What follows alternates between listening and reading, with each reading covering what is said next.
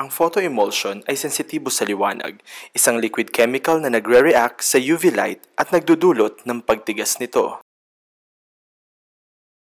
Ang tawag sa reaction na ito ay curing. Ang bawat emulsion ay nagkakaiba sa pagiging sensitibo. Depende sa gamit na liwanag.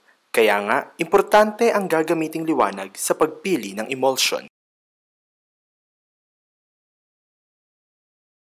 May 5 klase ng photoemulsion ang Tulko. Ang mga ito ay pwedeng gamitin para sa water-based inks, plastisol inks, at solvent-based inks. Photoemulsion local. Ito ang economical na photoemulsion para sa water-based inks. Dichromate sensitizer ang ginagamit para dito. Ito ay may mababang print resolution. Ito ay tatagal na 1 taon kung hindi pa naihahalo ang sensitizer. 2 araw naman kung nahalo na ang sensitizer. SP Sol 300. Ito ay may magandang water resistance para sa mga water-based inks. Diazo sensitizer ang ginagamit para dito. Ito ay may katamtamang ganda ng print resolution. Ang shelf life nito ay 1 taon kung hindi pa naihahalo ang sensitizer. 2 linggo naman kung nahalo na ang sensitizer. Aquasol ER, ang bestseller ng Tulko para sa mga water-based inks. Ito ay may mas mabilis na oras ng exposure at ang may pinakamataas na water resistance. Pre-sensitize na ito, kaya't hindi na ito hinahaluan pa ng sensitizer.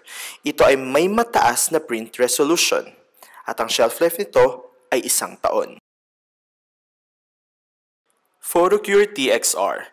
Ito ang photoemulsion para sa plastisol o oil-based inks. Pre-sensitize na ito, kaya't hindi na ito hinahaluan pa ng sensitizer. Ito ay may mataas na print resolution. Ang shelf life din nito ay 1 taon.